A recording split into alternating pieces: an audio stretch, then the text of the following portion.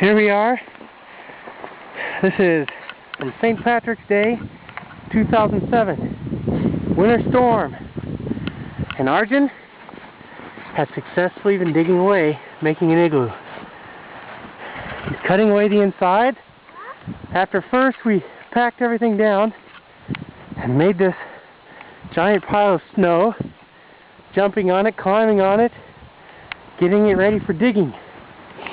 And it hasn't been easy. The elements are tough. We've pooled our resources. We've set our rations for water, snacks, and now we're in the middle of digging open our home. Soon we'll be sleeping here, resting for the night.